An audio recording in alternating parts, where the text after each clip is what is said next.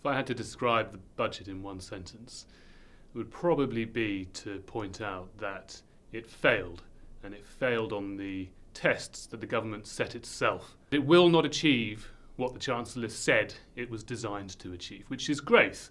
The Labour Party spent the entire election campaign talking about their pursuit of economic growth, and the Chancellor spent the first 15 minutes of her budget statement talking about the importance of economic growth. And many of us watching it would have felt, as we heard more and more about the business tax rises, the borrowing figures, that it is going to be unlikely to achieve economic growth. And lo and behold, the analysis from the Office for Budget Responsibility and from other august institutions in the wake of the budget have said that that simply is not going to lead to economic growth. There will be a quick hit, a sugar rush high from all the public spending, and then growth will taper back down to the anemic levels that this country has got used to. On the whole, this cannot be described as a pro-business budget.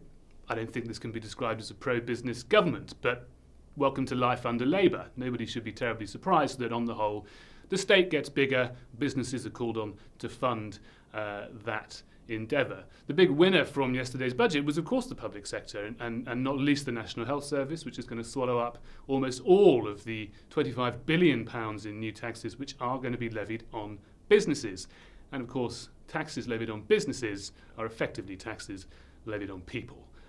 And even the Chancellor has had to painfully acknowledge, that the national insurance hikes that employers pay will be felt by employees. So for business, on the whole, the budget was not terribly encouraging.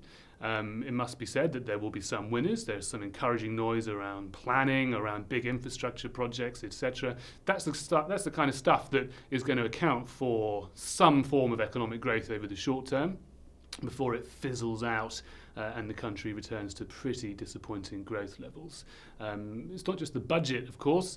Take it alongside the minimum wage increases, which is good news for some low-pay people who will see their pay increase. It is going to be bad news for some businesses who are going to have to find those costs elsewhere, alongside the national insurance contributions, and indeed alongside the burden of Labour's employment rights reform agenda. So taken together, I don't think there's a huge amount for business to celebrate. They may feel like they dodged a couple of bullets, but on the whole, I don't think it's very good news. The thing that did surprise me about this budget was the decision by the Chancellor to finally end the injustice, if you like, of fiscal drag, which basically is the state of affairs whereby millions of people get pulled into higher rates of income tax that were never designed to catch them, simply because those thresholds are not adjusted for inflation. And the Tory government was pretty shameless on this and allowed more and more people to be dragged into paying more and more tax. This Labour government has said that by just before the next election, they will end that. Well, good on them, and put a note in the diary and try and hold their feet to the fire on that claim. The other thing that surprised me is perhaps I was being too generous in my expectations of what the budget might contain, but it did surprise me the extent to which growth has effectively been written off. In the words of the Institute for Fiscal Studies, after the sugar rush of a couple of years of growth driven by spending based on borrowing, the government's going to have to get lucky on growth. And that is quite extraordinary for a government who have used the word growth at every opportunity, who have won an election on the basis that they were going to deliver economic growth, and who presented a budget that they claimed would generate economic growth. The formal analysis seems to be that it isn't going to happen, and they're going to have to rely on good luck. And by the way, it's businesses who are going to have to fund that experiment. Businesses, pretty much of all sizes, are by their nature quite resilient.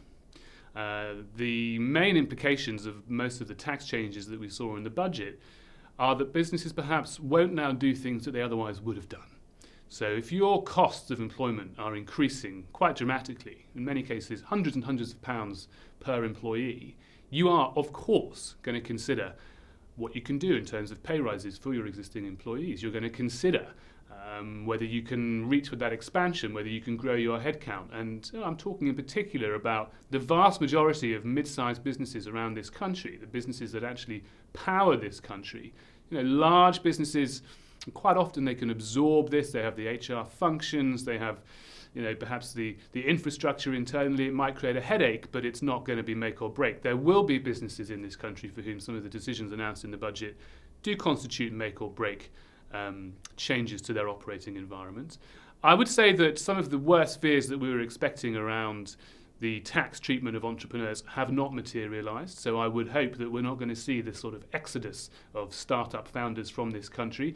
Nevertheless, it might put off people from starting a business here in a way that they might have done had those changes not come into effect. On the whole, I don't think this can be seen as a very encouraging budget for business. I don't think it's a very good budget for the country. I think they've got their priorities wrong. I think they are relying too much on borrowing and on taxing the productive part of the economy to go on funding the unproductive parts of the economy, not least the National Health Service.